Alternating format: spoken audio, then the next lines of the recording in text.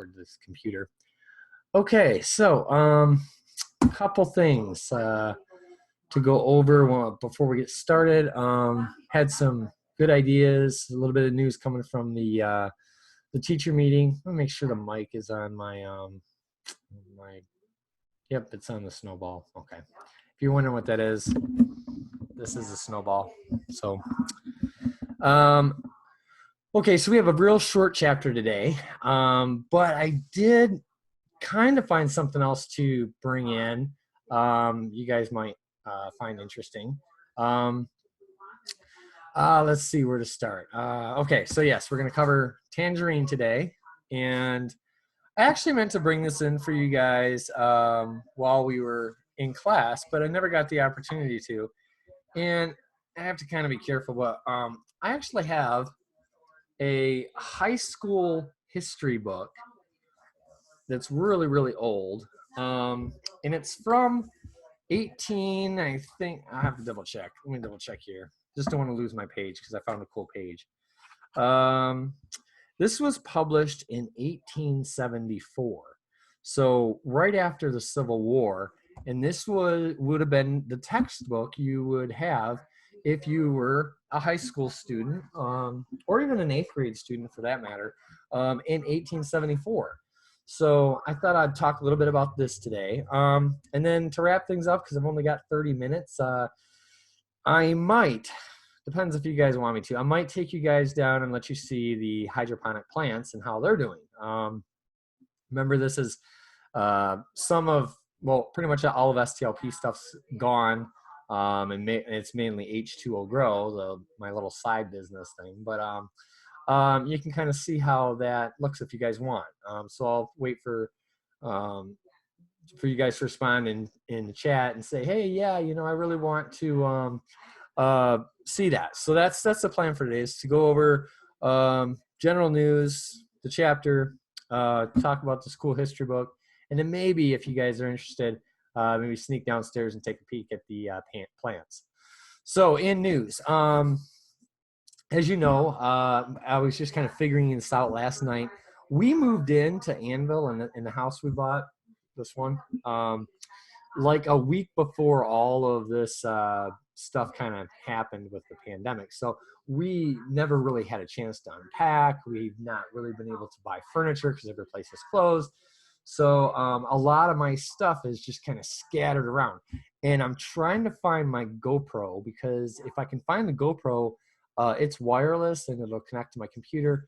It's easier to kind of, leave the setup area. I can go downstairs, I can go outside and all that. So I'm working on getting stuff together and whatnot. I had a really good suggestion come in earlier today, and I think it actually came up in the past. And a student asked if there was a way that students could do like Zoom meetings, or like what we're doing right now, with their friends. And I think that's a really good idea, because when you guys are at school, there's a lot of classes and classrooms and teachers and homework and learning and all that going on. But one thing that a lot of the I think teachers and administrators are not thinking about right now is there's also a social component. You get to see your friends, you get to hang out, and I don't think we can provide that through Google Classroom, but Moodle's designed for that. Moodle supports having a school where students can actually interact with one another regardless of what class they're in.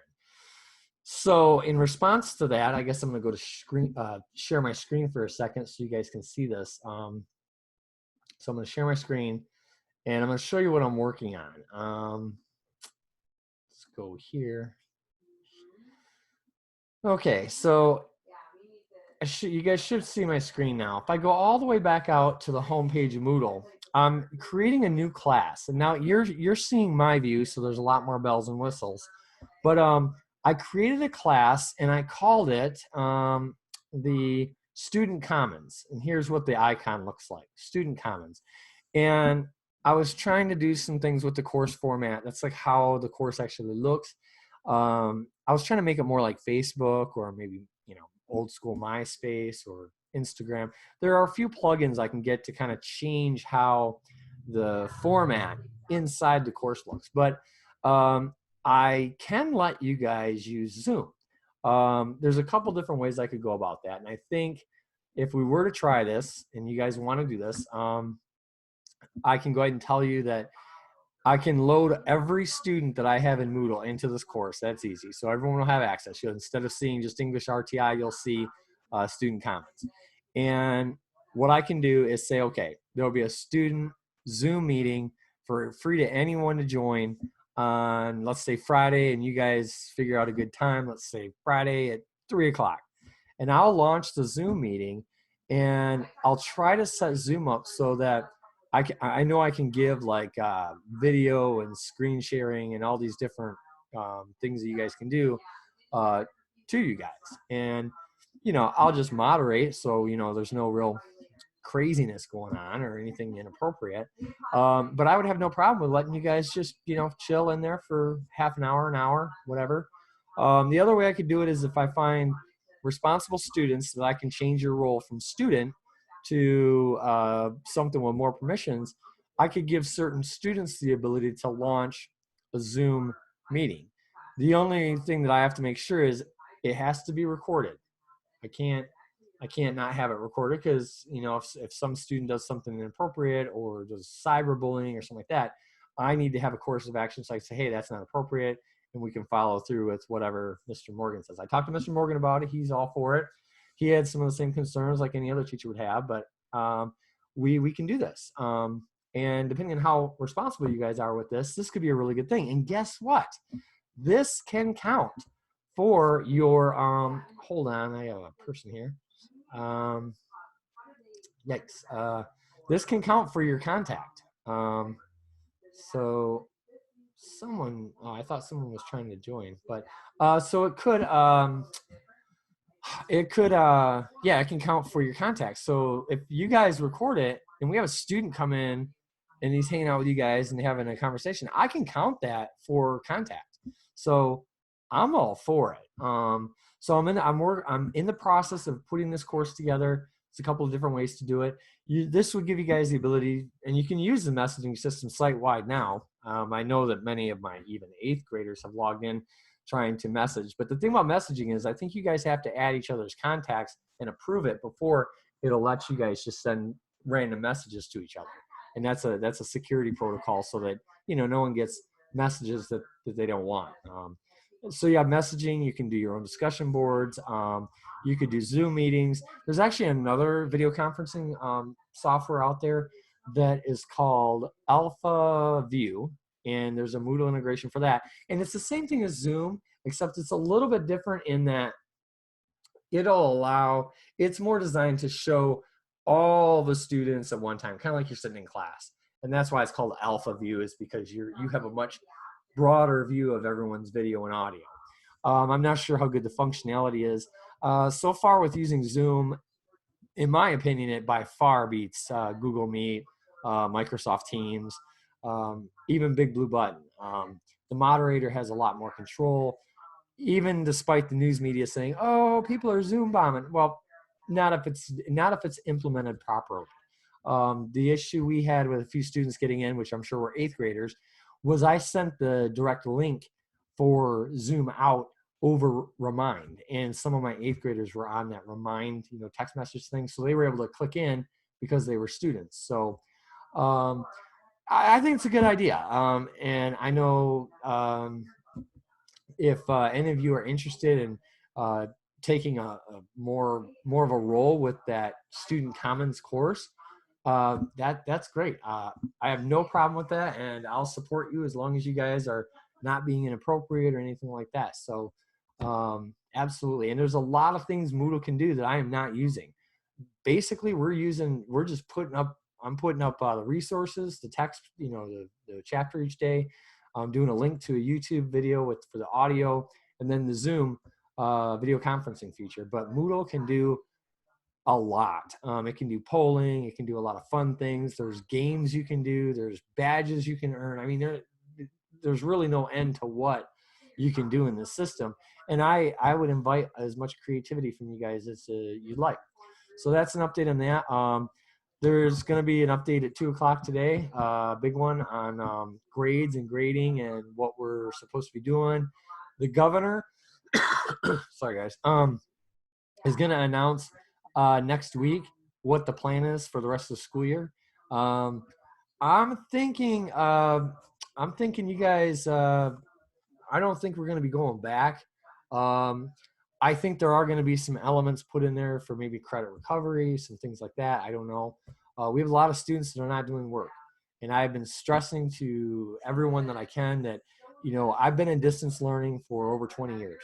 And never in my career have I seen something on a scale like this. And K-12 schools were the least prepared entity to deal with having to do full online learning. Mrs. Parmentier's school is struggling in their Union College where they've been doing this for a number of years, and they're not prepared. So our focus should be engagement, contact. So that's why I'm basing a large portion of my students' grades on being in the discussion boards, logging into Moodle every day, participating in these live sessions. If you're doing that, you're gold.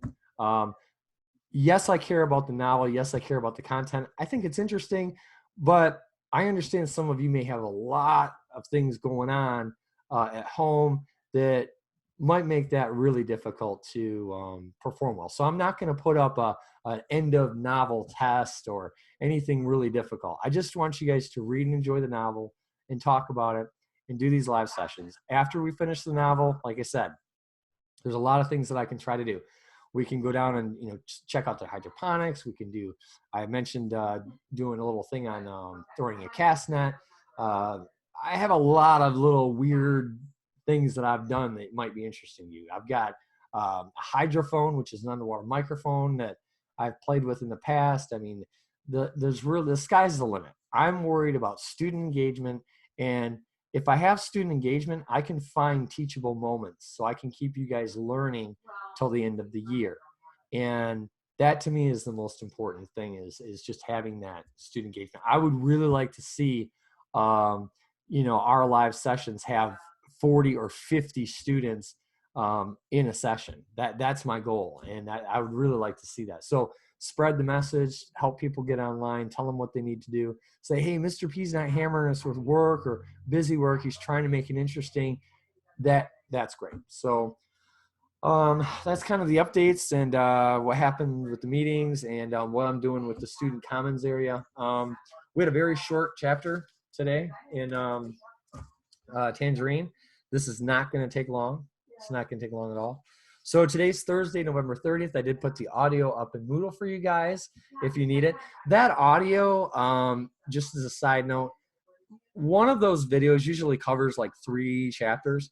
And in Google, I can set the timestamp as part of the link. But for some reason, it's not working 100%. That's why I'm trying to write on each audio book recording.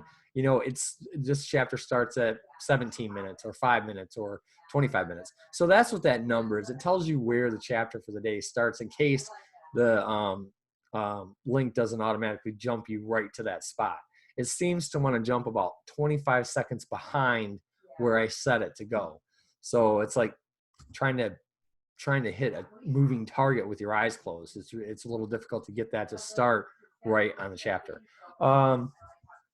So let me check for questions. What's the cast net about? Well, because I'm from the Florida Keys and I have a stream running out back, when we would go fishing for bait, the way we would catch our bait is we take a large net and it's a circle. And the art in throwing a cast net is being able to throw it so that it actually opens up as a big wide fan, lands on the water, and actually, falls down over the fish and captures them. It's difficult to throw a cast net so it opens up into a nice big round circling net and falls in the water, because you don't want to just plop it in the water. It doesn't work. So I thought demonstrating how to throw a cast net might be something that you guys would be interested in. So yeah, and Merrick posted in the chat what it is. So, but there's lots of different things I can do like that, especially once I get the GoPro up and the Wi-Fi working better on the outside of the house. There's a hydroponic system downstairs you guys might be interested in. yeah, all kinds of things. So Thursday, November 30th, we'll go over this real quick. So basically, Paul, this is a weird short chapter. Paul basically, his mom leaves the house at 10 o'clock in the morning. She was gone for most of the day.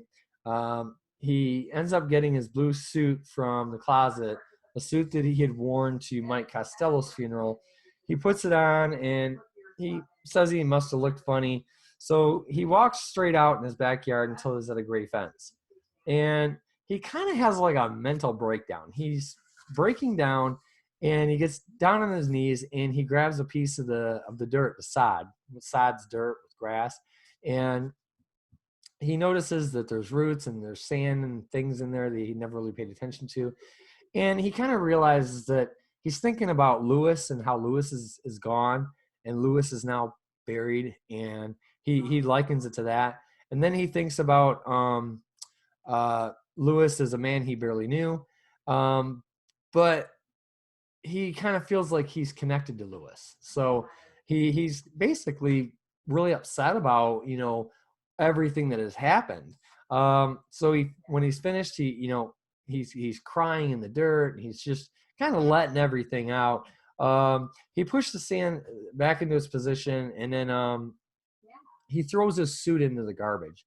I think it's because the kids that are related to Lewis, with Victor and Tino, they probably don't have things like that.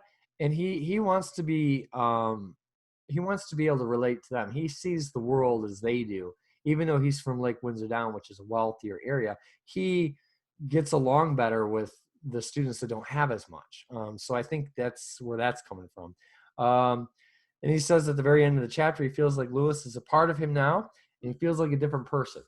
And so he kind of really respects that, and is thinking about what he had learned from working in the orchard and everything. And that's it for the chapter. It's super short, like I said, guys. So tomorrow's chapter.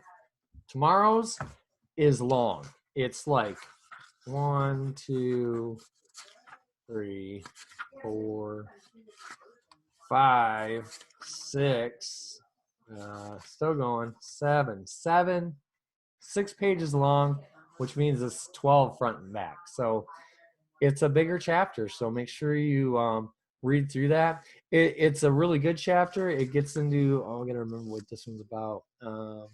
There's a lot. This is a pretty juicy chapter, so that's why it's longer. So I'll be going over this chapter tomorrow, and make sure you read it. And I'll put the audio, I'll get the audio up tonight so you guys can, actually I'll try to do it right after my 2 o'clock meeting, so you guys can listen to it. Or did I already do that? I may have already done that. So anyways, I'll double check. The audio will be up. It'll be about 15 minutes, 20 minutes of audio. So that is what we had for Tangerine today. On a side note, because I've seen it here and I remembered, I still have the Galaxies. I brought them home, and I am going to, if you know any students that don't have a device, I can drop these off maybe in someone's mailbox, but I have to program them to each student so that Moodle will work offline. And if you know someone that needs one, I can help and get them out there. Oh, someone fell off the radar there. Okay, got you back in. All right. So that's as a side note. Let me look at the chat and see if there are any questions. Says, well, I can see why if it's like, yeah. So yeah, Paul was upset about Lewis. Yeah, exactly. So the next chapters are going to get really interesting. They should fly by with reading. I mean, this is the high point of the novel. If you find these chapters boring, well, then I have failed, and you'll have to find something in another book. But I think that this book is really good. I chose it because, well, you guys supported it, and I know my kids liked it at other schools that I taught it at, and I thought it was more relevant here, even though it takes place in Florida. And, I didn't want you guys to think I was pushing something because that's where I lived last. It's not where I'm from. But I thought it was pretty interesting, and it parallels a lot of what kids here do. So that takes me to this really old book. This is the Continental History of the United States. And this would have been the book, if you lived in 1874, that you would have if you were in high school or maybe even in 8th grade. And if you lived in Kentucky during this time, you'd have pretty much been in a one-room schoolhouse, which I have actually taught at. So I was actually looking through here, and I did not find a reference to Kentucky, because the way they structured their history books was after you get through the settlements and the colonization of America, because this is, prior to Civil War, it jumps in and talks about each state, the settlement of the Carolinas, and then it goes to the settlement of Georgia, the Valley of the Mississippi. And that's where I thought there might be some mentions of Kentucky, but it looks like it's referring more to that Rust Belt area, Mississippi River up on to Ohio, Indiana, Pennsylvania area. It kind of misses us. So I couldn't find any mention of Kentucky, but I figured, I know my middle schoolers. There's an interesting chapter on witchcraft in Massachusetts. Now, the other thing that's interesting about this book is it was written in 1874. So the language is much, much, much different than your history books today. And so is the level of reading. I figure I could read a real short script here, but they do use, I believe they use some words like Negro. They don't say the derogatory version. They do say Indian. They don't have a lot of the things that we had in place then, and a lot of the views are really different. Remember, women did not have the right to vote during this time period, so it was a different America. And I was actually looking through it to see if it mentioned any not pandemics, because they would have known, but disease-related, virus-related things that affected the settlements, because it did. We had problems with, illnesses back when people were settling. That's why, in fact, that was one of the reasons why the Native American population was decimated once Columbus had come in, because they carried things like, imagine going to a country that had never seen the coronavirus and didn't know what it was. And you and everyone had been living with it for hundreds of years, and you're basically immune to it. Well, that's what happened with smallpox. That's what happened, and it decimated the Indian population. And there's some mention of that in this book. I just couldn't find it. The chapter I thought you'd be interested in, though, is Witchcraft in Massachusetts. They have a whole chapter actually dedicated to that. But just to give you an idea of how this book is it has a little part at the very top, you can kind of see here, that kind of is like an abstract, or it kind of gives you the gist of what the chapter is about. And it says, results of the failure of Massachusetts to resume her charter, the new charter, loss of the liberties of the colony. So it kind of just bullet points all the things the chapter's going to talk about. But the chapter, the reading level is pretty difficult. It starts off, I don't want to bore you guys. Let's see. I'm trying to find a good part of the chapter. Let's see. So it's talking about a lot of political power, King William, and ties back to England. And it talks a lot about how things came to be. But there it was. Here's an interesting part. In 1688, a case occurred which excited general interest and was the beginning of one of the saddest periods in the history of New England. The daughter of John Goodwin, a child of 13 years, accused the daughter of an Irish laundress of stealing some linen. The mother of the laundress, a friendly immigrant, succeeded in disproving the charge and abused the girl soundly for making a false accusation. Soon after this, the accuser was seized with a fit and pretended to be bewitched in order to be revenged upon the poor Irish woman. Her young sister and two of her brothers followed her example. They pretended to be dumb, then deaf, then blind, then all three at once. They were struck dead at the sight of the Assembly's catechism, says Governor Hutchinson dryly. Cotton's Milk for Babes and some other good books, but could read and Oxford Jest, Popish, and Quaker books, and the Common Prayer without any difficulty. Nevertheless, their appetite was good, and they slept soundly at night. The youngest of these impostors was less than 5 years old. It was at once given out that the Goodwin children were bewitched, and no one suspected or hinted at the fraud. They would bark like dogs and meow like cats, and a physician who was called in to treat them solemnly declared they were possessed by devils, as he discovered many of the symptoms laid down in Increase Mather's book. A conference of 4 ministers of Boston and 1 from Charleston was held at Goodwin's house. They were observed the day of the fasting prayer. As a result of their efforts, the youngest child, a boy of less than 5 years, was delivered of his evil spirit. In other words, cured. The ministers now had no doubt that the children had been bewitched, and as the little ones accused the Irish woman of their misfortune, she was arrested, tried for witchcraft, convicted, and hanged, notwithstanding that many persons thought the poor creature a lunatic. And that's in the history book of the United States. It actually has one specific account of someone being accused of witchcraft and how that played out. And we don't see that level of history magnification in our books today. There's just a gloss over, like, oh well, the witch trials were bad, but they don't get as detailed as this book did. But look at how thick this book is, and it's really only covering early American colonialism up to the Civil War. So it's just as thick as our books, if not thicker. And we cover the same time period from early colonization all the way through the Gulf War. So it glosses over a lot of what's actually in here. And this particular book gives a lot of, pays a lot of attention to the Civil War. And what else is really interesting is this book is filled with these different types of illustrations, and they're all hand done. And then they're hand done on a press, and then the press prints the illustration into the book.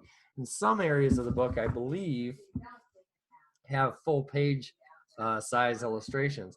But when I bought this from an antique bookstore up in Ann Arbor 20 some years ago, there was a lot of different documents that were kind of pushed into the book like this. This was looks like this is an ad for 1776 powder, and there's other stuff in the back. So this is the ad, a real ad from in the time period of 1776. So some of the stuff's pretty darn old, and still in good shape for just being folded up and left in a book, huh? So you can kind of see that. So I thought I'd share that with you guys in the hopes that, making reading a little bit more interesting, and you guys would probably really like it. You'd be bored to death until you started seeing some of the language used in here and some of the attitudes and some of the stories. Then you guys would probably really be into it. But I thought I would share that with you guys today. So let's look at the chat and see if there are any questions or comments. Okay. All right. Yes. I do have one of those. Yes, I have a cast net. I just saw it the other day too. It's I think I put it in a plastic bag. It's a net with lead balls at the outer ring, and the lead balls fall down over the fish. The fish go up in the net, and when you pull, the balls all come to close, and then it captures them in the net. Which some of these nets are like 12 feet around. I think the one I have is like 6. But yeah, it's pretty neat. And let's see what else is in the chat. Children walk by Boston at night. Okay. And I've heard about that. Oh, can we see the plants? All right. I think that's just about it for today. So yes, let's take a field trip down. And I'll show you the plants. I just have to unplug here, make sure that my audio picks back up. Who's anybody here?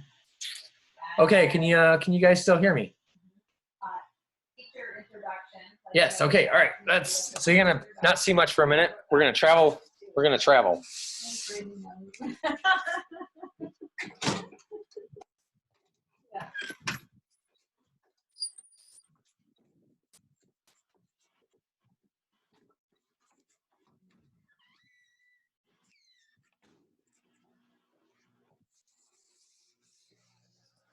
Alrighty, so we're down here in the greenhouse, the makeshift greenhouse, until we get the main one built.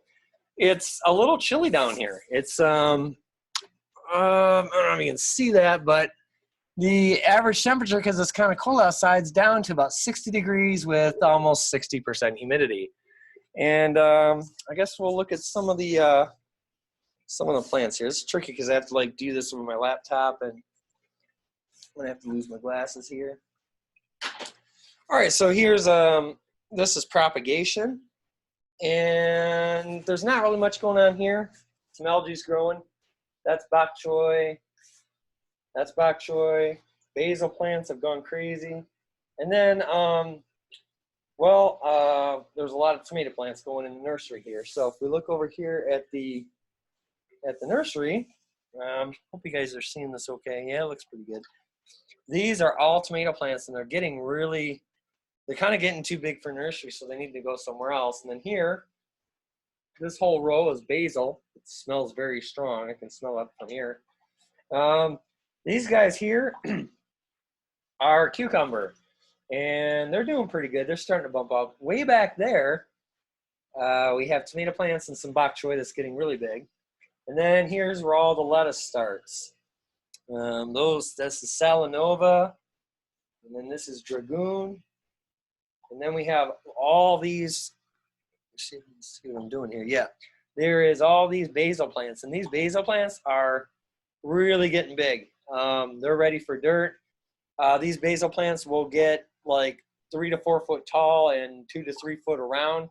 They produce a lot of basil, and they're way overdue for transplanting and going somewhere else. These are green onions. A lot of the students like to come in and just eat them raw, some of the 8th graders.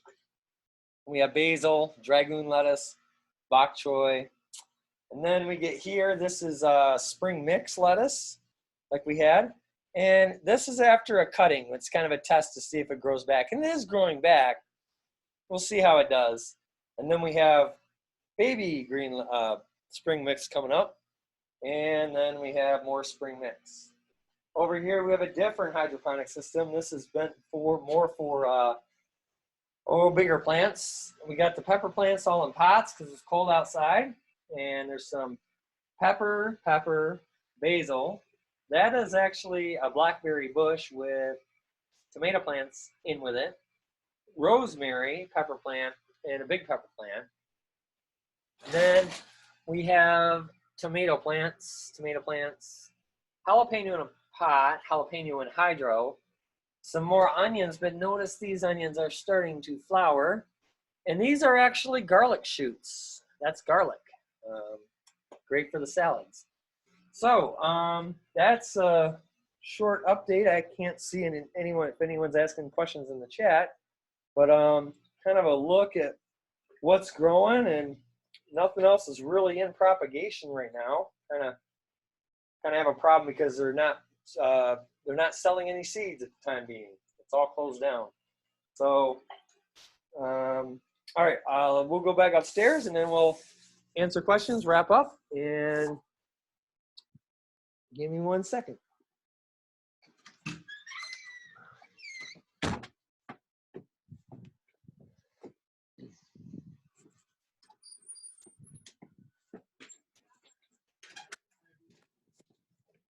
But I think if we do an overview of what should be where and why. Okay. Yes, I know I'm missing my 2 o'clock. That's not that big of a deal though. I can grab my phone. All right. Well, we'll someone says I'm gonna miss your class. Well, we'll keep going. I'm also gonna try to launch a tutoring session where I can offer help on any of your NTI work as a whole, is what you have. That'll be a separate course. If you request to join, not a problem. So I'll talk more about that this week. Trying to get some cool stuff set up, and that's what we're gonna do. So, well, it doesn't look like there's any questions, so we'll go ahead and end this class meeting. See you tomorrow, guys. Read the chapter. It's pretty big. Bye all.